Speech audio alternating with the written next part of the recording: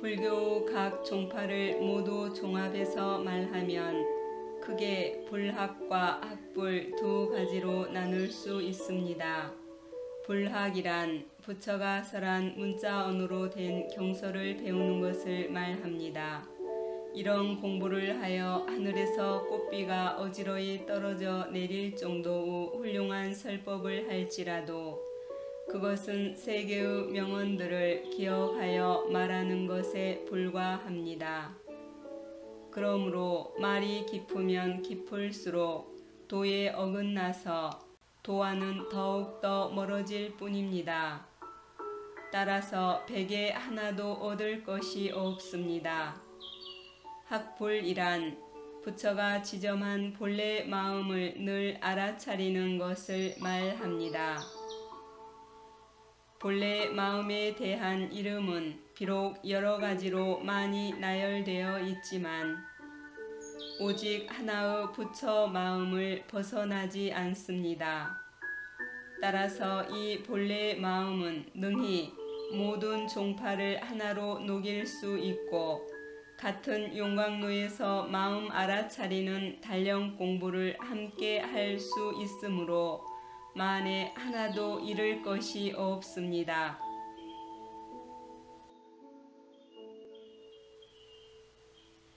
부처님이 이 세상에 오셔서 문자 언어로서 도리를 엮으신 것은 문자를 중요하게 여기셨기 때문이 아니라 중생의 근기에 맞는 즉석 지혜를 써서 간편법을 설하신 것이니 이는 세상 사람들이 쉽게 알아듣게 하기 위한 것임을 어찌 알겠습니까? 하지만 후세의 사람들이 마침내 그 뜻을 어렵고 깊게 하여 그 해석이 심오해진 까닭에 경전을 읽는 사람으로 하여금 단지 눈살을 찌푸리게 할 줄을 누가 짐작했겠습니까? 예를 들어 말한다면 부처의 마음은 약이요 부처가 남긴 경서는 약의 처방문에 비유할 수 있습니다. 약은 확실히 병든 사람을 다시 살아나게 하여 새 생명을 주는 효과가 있지만 약의 처방문은 약의 성질과 조제 방법 및 복용한 후 효과를 설명하여 고통받는 병자로 하여금 약의 효능을 알아서 증세에 따라 약을 복용하라고 설명한 것에 지나지 않습니다.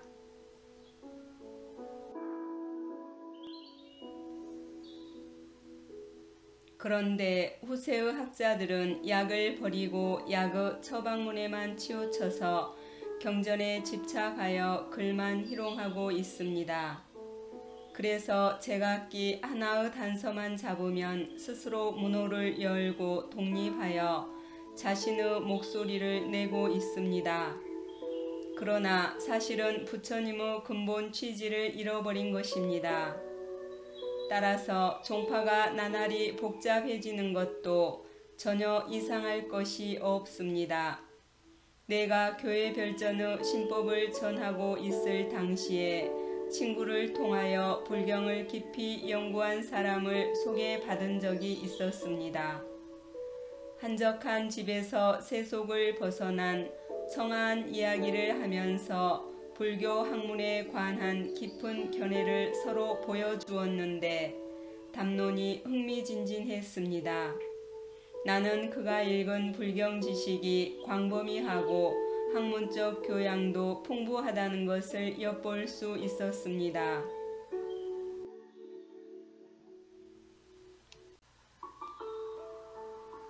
문득 부처라는 하나의 글자를 가지고 가르침을 청하여 말했습니다. 부처라는 글자를 어떻게 설명하고 부처는 어떻게 생긴 모양이며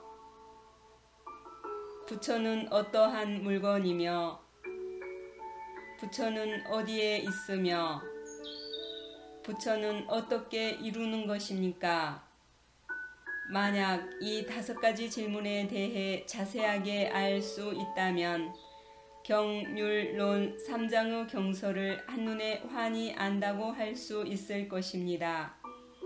만약 그렇지 않다면 자기 종파를 벗어나지 못한 좁은 식견에 떨어진 것인데, 비록 표현하는 문장이 머뭇거림이 없어 훌륭한 듯 보일지라도 단지 매시를 생각하며 갈증을 푸는 것에 불과할 뿐이며, 종파가 많기 때문에 생을 마칠 때까지 피땀 흘려가며 정신을 다 쏟아붓는다 해도 그 일부분도 엿보기가 어려울 것입니다. 당신은 불학을 합니까? 학부를 합니까? 그가 대답하였다. 부처란 바로 마음이요. 마음이 곧 부처입니다.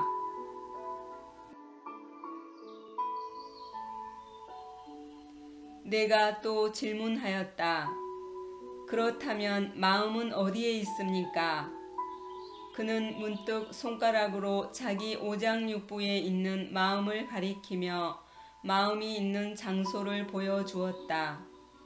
내가 탄식하면서 말하였다. 노새나 말, 소, 양도 모두 이 오장육부 마음이 있는데, 만약 이 마음으로 부처를 이룰 수 있다면 성인이 어찌 도심은 오로지 음미하고 인심은 오직 위태롭다고 하신 이 말씀을 대대로 계속 끊어지지 않게 서로 전하는 신법으로 삼으셨겠습니까? 금강경에서 착한 남자, 착한 여인은 부처님의 염려하여 돌보시는 자비를 얻어서 부처님의 간절한 당부 말씀을 잘 듣고 실천해야 비로소 위 없는 바르고 원만히 깨달은 마음, 즉 안욕따라 삼막삼보리 또는 무상정등 정각을 얻을 수 있다고 했습니다.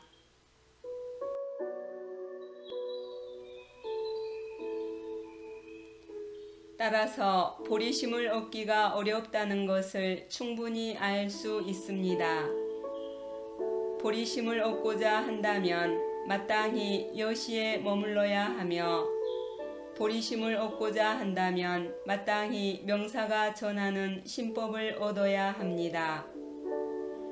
만약 눈밝은 스승이 전하는 여시 신법을 얻지 못하면 죽을 때까지 아무리 고생하며 수행할지라도 도를 이룰 수가 없습니다. 그러므로 말하기를 애배하며 도를 닦는 사람은 쇠털같이 많을지라도 도를 이루는 사람은 쇳불같이 적다고 한 것입니다. 그는 아무 말 없이 듣고만 있었습니다.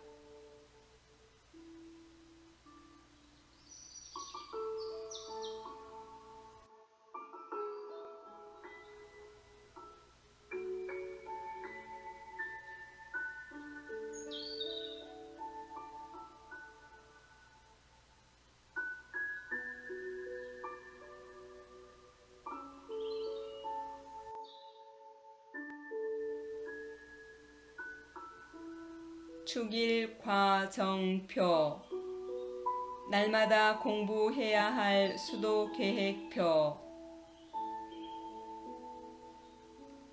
하나, A를 갖추어 공경함을 주로 하되 성현의 가르침을 몸소 실천하는 정성스러움이 있어야 하고, 점잖고 묵직하게 법도에 맞게 단정해야 하며 늘 언행이 일치되도록 두려워하는 마음을 가지고 공부에 임해야 한다.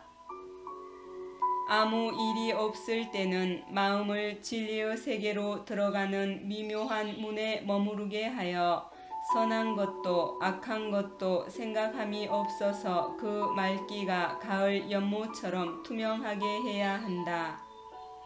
일을 할 때에는 어수선하고 복잡한 생각을 다 내려놓고 오로지 한결같은 마음으로 해야 한다.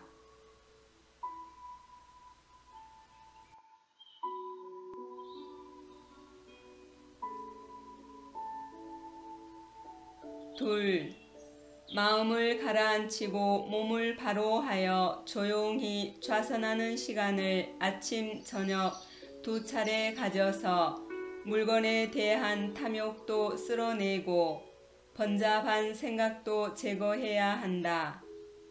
원숭이처럼 날뛰는 마음과 말처럼 달아나는 뜻의 쇠사슬을 채워 붙들어 매기를 고양이가 쥐를 사로잡아 놀리듯 시시각각 등한시하지 말고 해야 한다.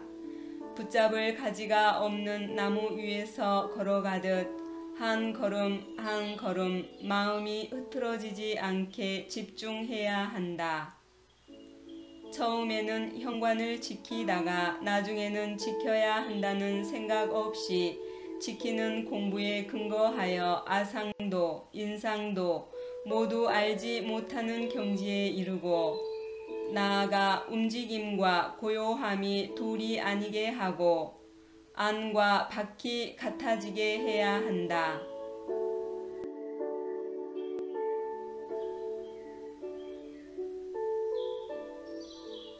셋, 날이 셀 무렵이 되면 곧 일어나야 하고 잠에서 깬 뒤에는 잠자는 아쉬움을 더하지 말아야 한다. 세수를 마친 뒤에는 하루 일을 조용히 관찰하여 계획해야 한다. 하루 계획은 인시 새벽 3시에서 5시에 있고 1년 후 계획은 봄에 있다.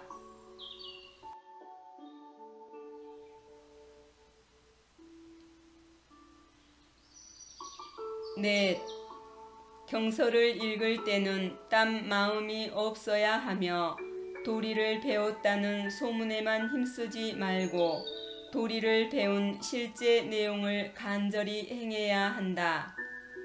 경서 내용을 깊게 연구하지 않고 멋진 구절만 찾아 따서 베끼는 공부를 해서는 안 되며 마땅히 사람과 경서가 하나 되어 경서 내용을 그대로 실천하는 것에서부터 공부를 시작해야 한다. 문자에 빠져 구애되지 말고 글자의 뜻을 하나하나 알아가며 자세히 읽는 것이 중요하며 빨리 읽어 나가는 것은 중요하지 않다. 빠르게 많이 읽으면 내용이 헷갈려서 이해가 잘 안 되지만 자세히 적게 읽으면 깨달음을 얻게 된다.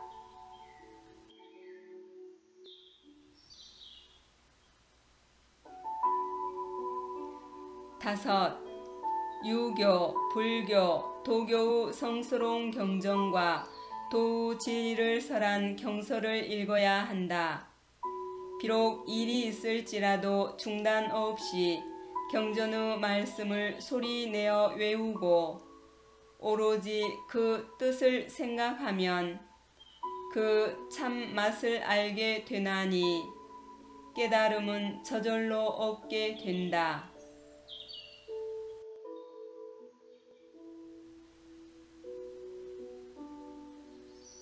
여섯, 수행 일기를 적을 때는 무릇 하루 사이에 일어났던 허물과 악행을 단정하고 바른 글씨로 솔직하게 써야 한다. 마음과 몸과 입으로 지은 허물,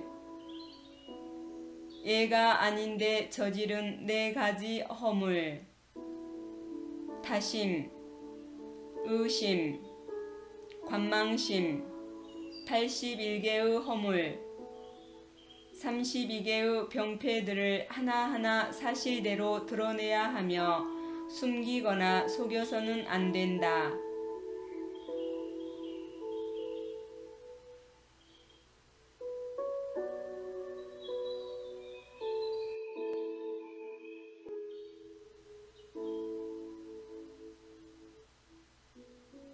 일곱, 한가한 틈을 얻어 생각나는 대로 한 차례 이야기할 때는 덕행과 학문에 관한 부문이나 인품과 마음 수련에 관한 조목을 이야기해야 하되 나무 선행은 널리 알리고 나무 악행은 숨기며 자기의 악행은 책망하여 참회해야 하지만 나무 악행은 공격하여 비난하지 말아야 한다.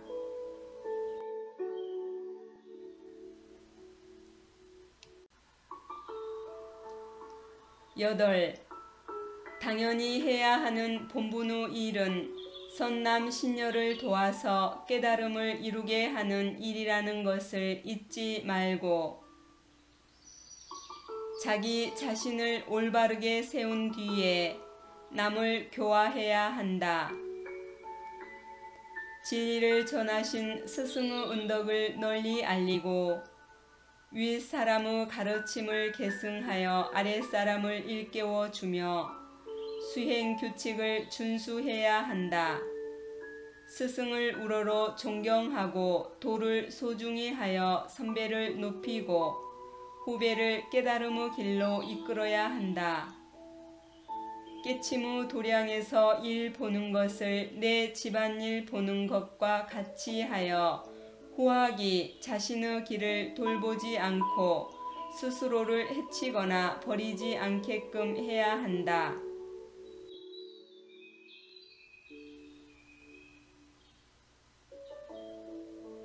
9. 말과 행동을 삼가서 말과 행동이 서로를 돌아보게끔 시시각각 주의를 기울여 사람의 도리를 다하고 하늘의 도리에 맞는 언행을 해야 한다. 다시 짬을 내서 훈계의 말을 할 때면 자신의 말 속에 지혜가 많은지 적은지를 성리신법으로서 점검해 보아야 한다.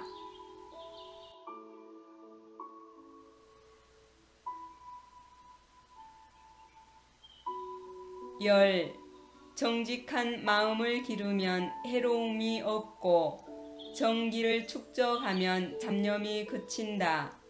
물욕을 가로막아서 잡념을 극복하며 탐욕, 성냄, 어리석음이라는 삼독심을 쓸어버리고 아상, 인상, 중생상, 수자상을 날려버려야 한다. 사람의 육체적, 물질적 욕망을 끊으면 천리 양심을 보존하고 기를 수 있게 되나니 도리로서 욕망을 이기고 공경하는 마음으로서 게으름을 이겨야 한다.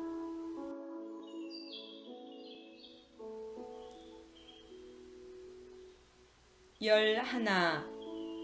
진리를 전하신 스승의 천명을 정중히 따라야 하되 산을 오르면 꼭대기에까지 이르고 산을 내려가면 맨 아래에까지 내려가듯 처음부터 끝까지 한결같아야 한다.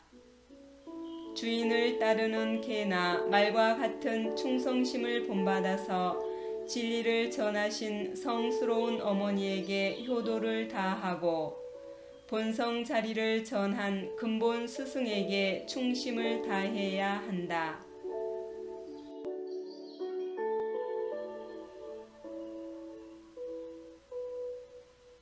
12.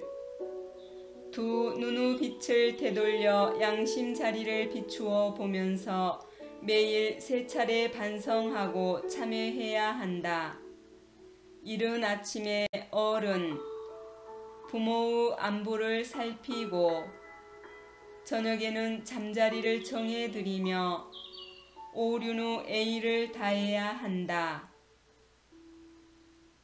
수도하는 군자가 보고 듣고 말하고 행동하는 것이 올바르고 신선의 풍모와 도인의 골격을 갖추어서 사사로운 정을 부셔버리고 도리에 따르며 성리신법을 인식하여 진실하게 수행함으로써 1000가지의 좌도 방문과 10,000가지의 외도 사교의 유혹을 막아내야 한다.